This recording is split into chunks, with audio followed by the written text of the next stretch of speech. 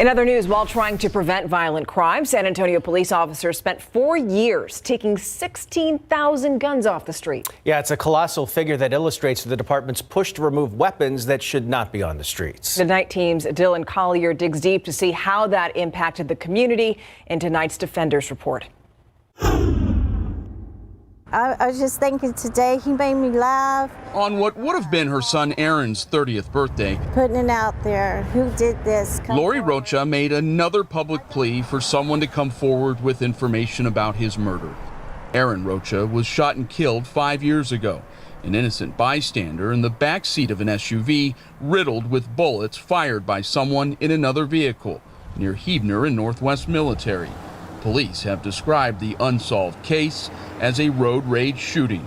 They trailed him down and opened fire between here, and by the time they got to this intersection, my son was dead.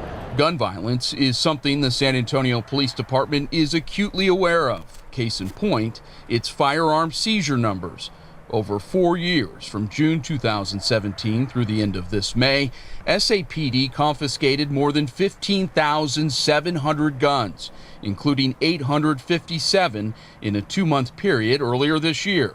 Our primary mission is to go after violent people and to take them into custody and get them off the street. Sergeant Philip Borsier is a supervisor with SAPD's Street Crimes Unit. It follows the numbers to patrol high crime areas where violent offenses are spiking. Is it accurate to say, because you've been there for a while and you've played a role in this, that the streets of San Antonio are safer because you've had this prolonged effort to remove these guns? Absolutely. I think, we remove guns on a regular basis. And again, we're not removing legally possessed firearms.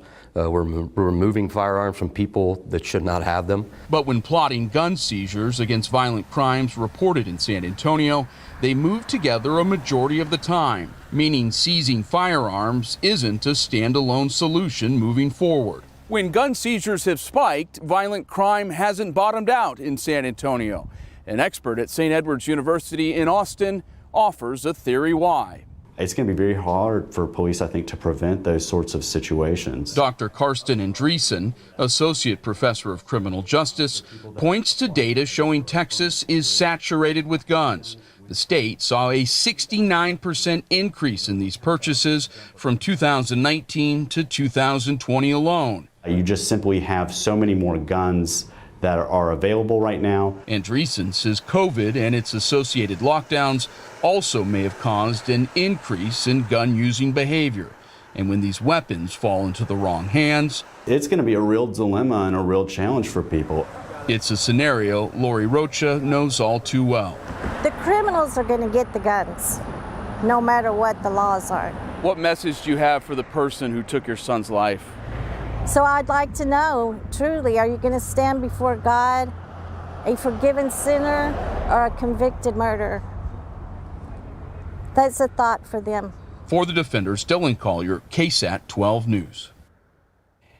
Friday is the 5-year anniversary of Aaron Rocha's murder. Anyone with information about his case is asked to call 210-224-7867. You can also submit tips at sacrimestoppers.com. Tips are anonymous, and you could receive up to $5,000 in reward money if your information leads to an arrest.